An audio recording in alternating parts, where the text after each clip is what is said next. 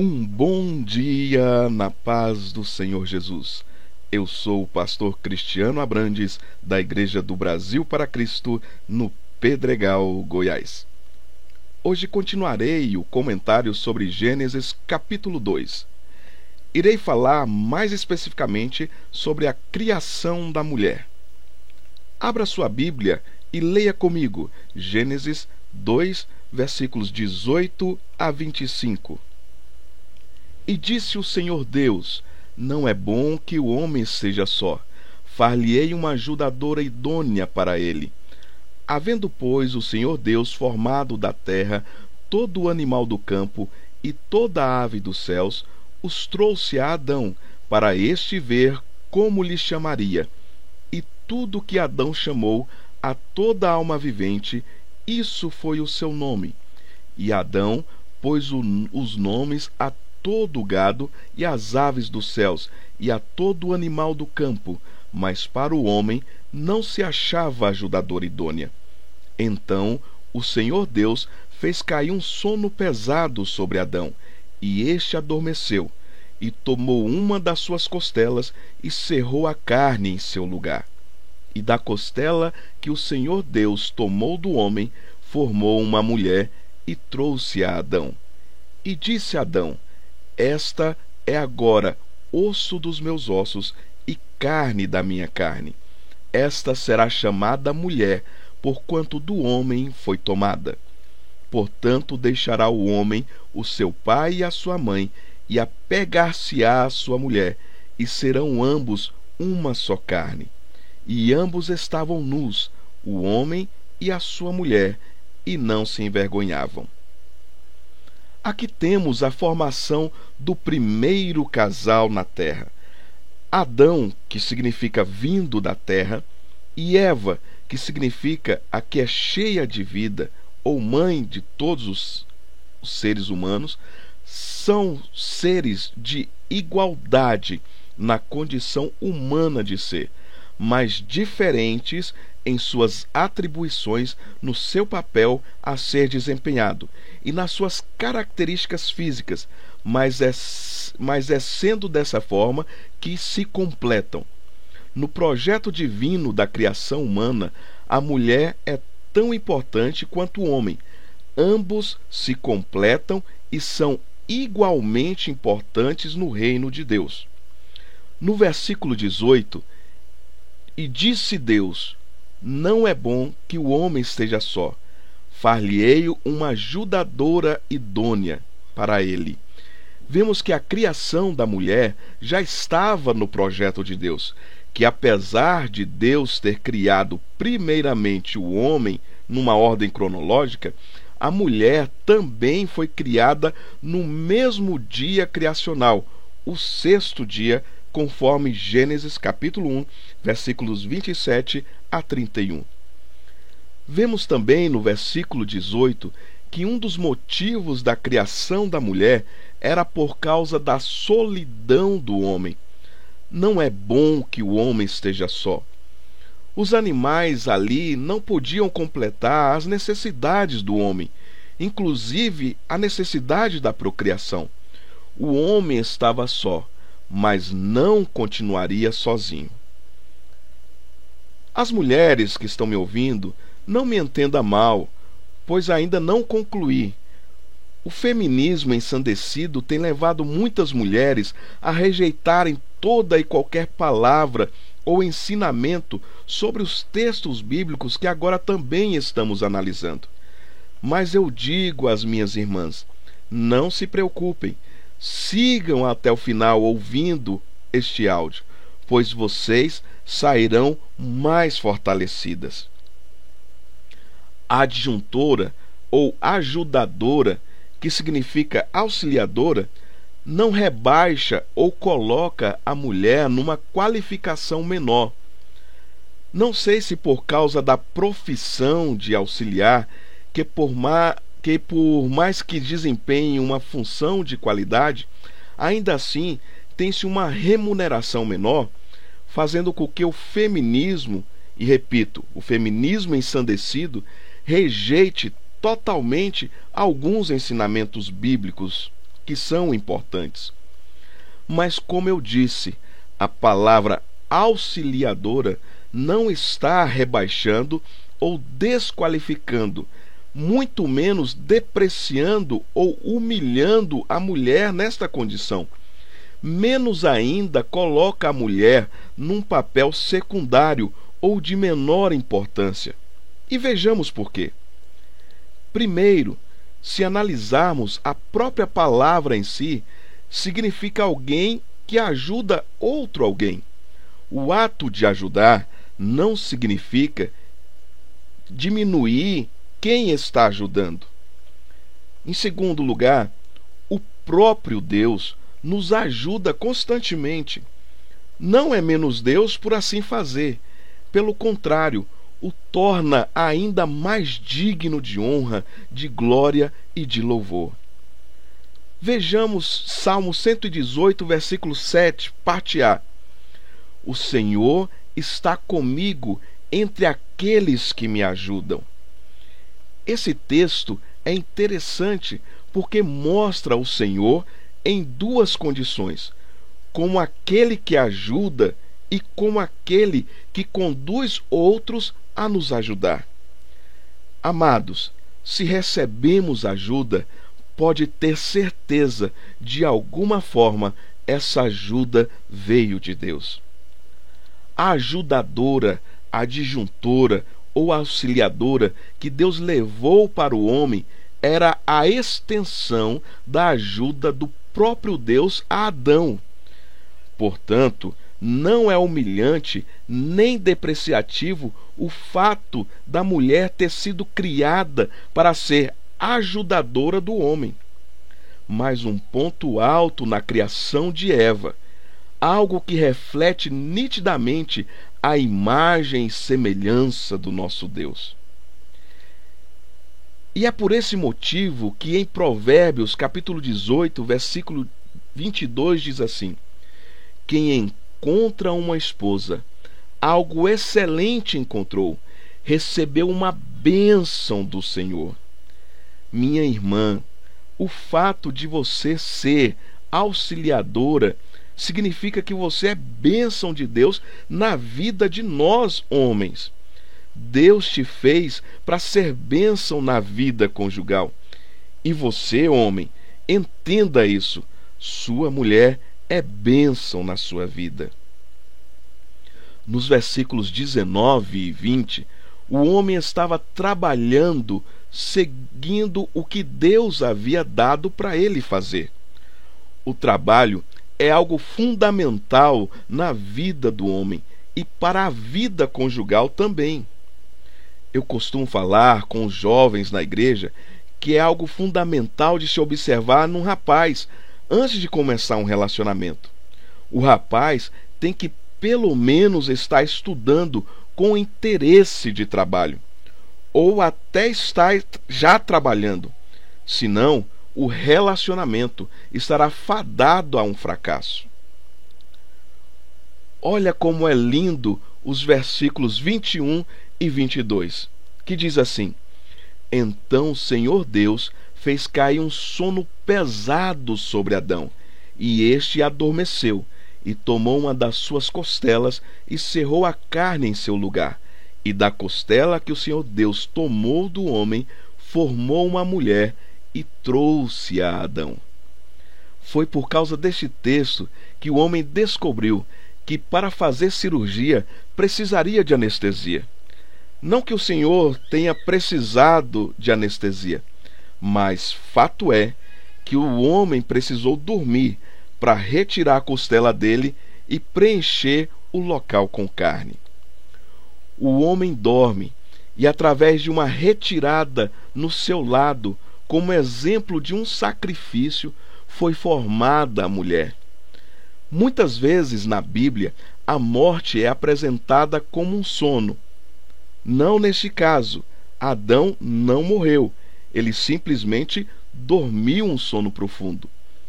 O sacrifício do homem, sendo tirada a costela no lado do primeiro Adão, traz a mulher à existência. o sacrifício de Jesus, se assim compararmos, o segundo Adão, que quando estava sendo crucificado, foi ferido com uma lança também no lado, e saiu água e sangue, trazendo à existência a igreja.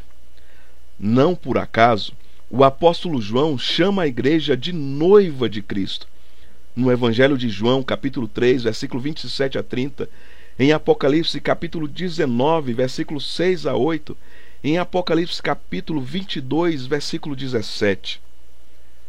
Paulo também faz comparação do relacionamento de marido e mulher com o relacionamento entre Cristo e a igreja, na carta aos Efésios, capítulo 5, versículos de 22 a 28. Também não é por acaso. Diz assim o texto: Vós, mulheres, sujeitai-vos a vossos maridos, como ao Senhor, porque o marido é a cabeça da mulher, como também Cristo é a cabeça da igreja, sendo ele próprio o salvador do corpo. De sorte que, assim como a igreja está sujeita a Cristo, assim também as mulheres sejam em tudo sujeitas aos seus maridos. Vós, maridos, amai vossas mulheres, como também Cristo amou a igreja, e a si mesmo se entregou por ela, para a santificar, purificando-a com a lavagem da água pela palavra. Como eu já havia dito no início, dentro da vida conjugal, conforme o que Deus deixou para cada um, existe um papel que deve ser desempenhado pelo homem e um papel a ser desempenhado pela mulher. O papel de um não é maior do que o do outro. O que um faz não é mais importante do que o outro faz. O papel que cada um realiza tem o seu valor e é igualmente importante. Somente quando houver falha ou ausência nas atribuições que foram dadas por Deus, deve-se dialogar para que cada um cumpra o seu papel. O que muitos não entendem é que o relacionamento conjugal exige do homem um sacrifício.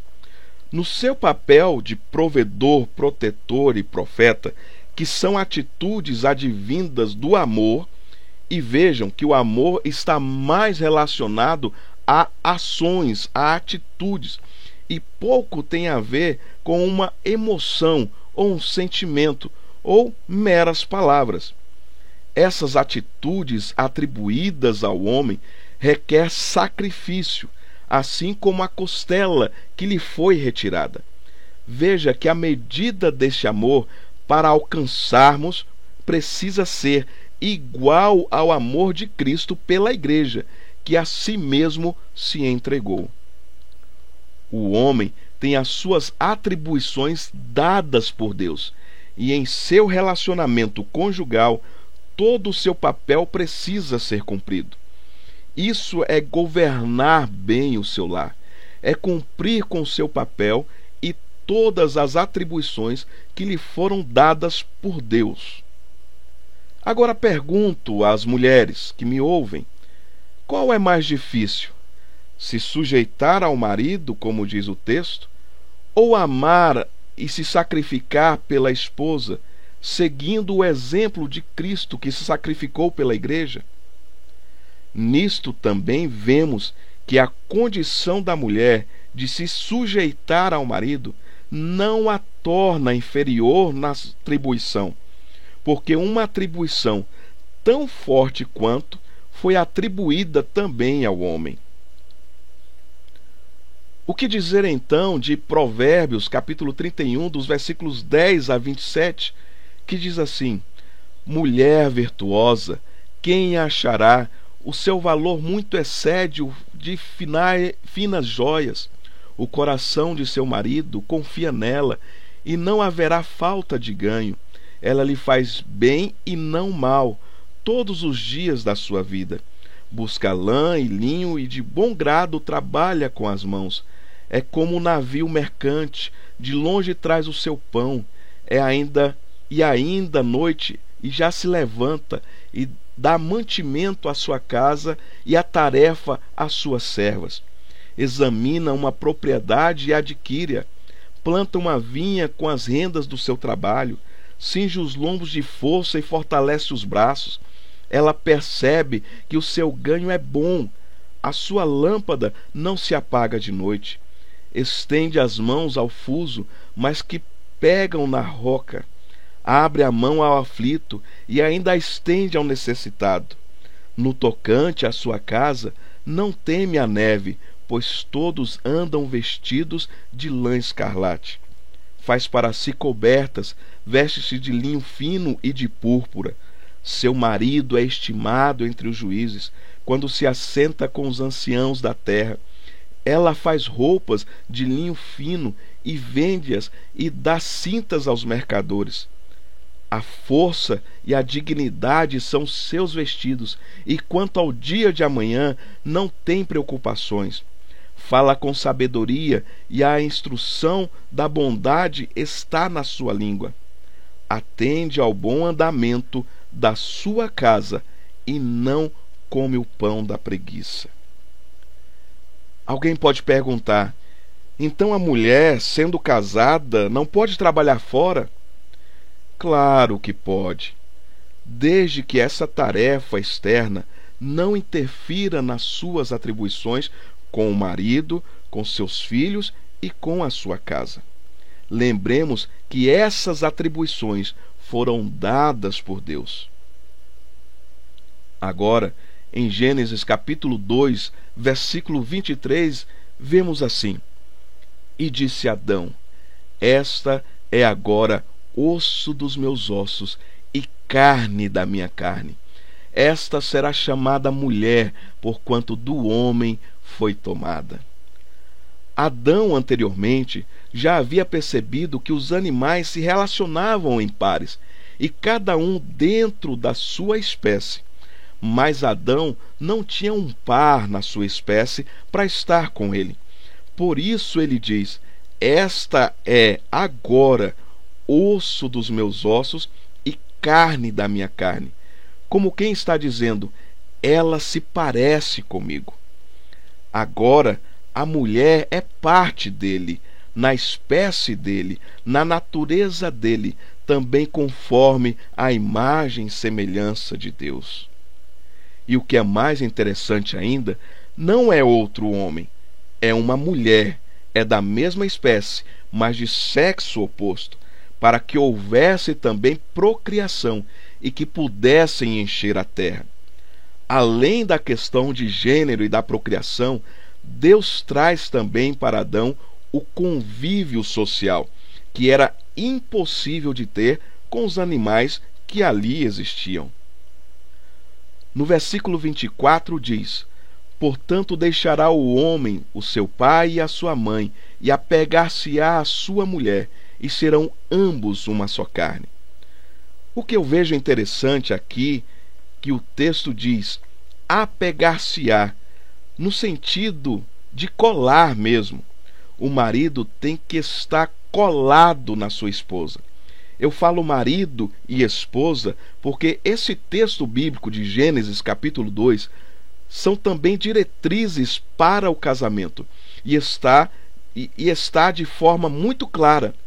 O marido está apegado, grudado, colado em sua mulher, sua única mulher, sua única esposa.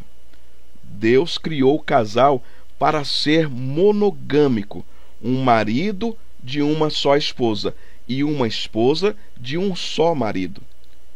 E para o casamento ser heterossexual, macho e fêmea os criou. Não existe arranjo social no casamento, como muitos querem dizer, descrever e implementar na sociedade. Uma só carne.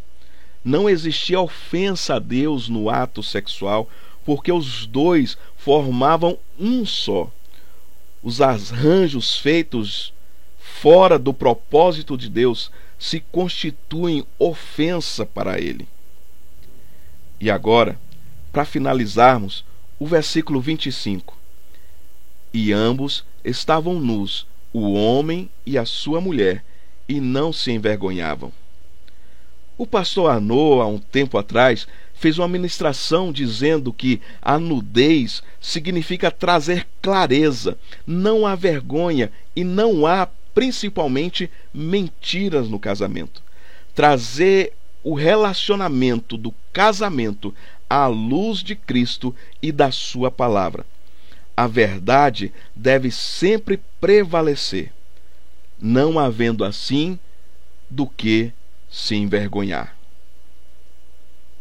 Agradeço mais uma vez à pastora Loide, presidente desta obra, e ao pastor Gedeon Júnior por esta oportunidade e pela confiança em mais uma vez estarmos juntos nesse maravilhoso projeto da leitura bíblica diária. Fiquem todos na paz do Senhor Jesus.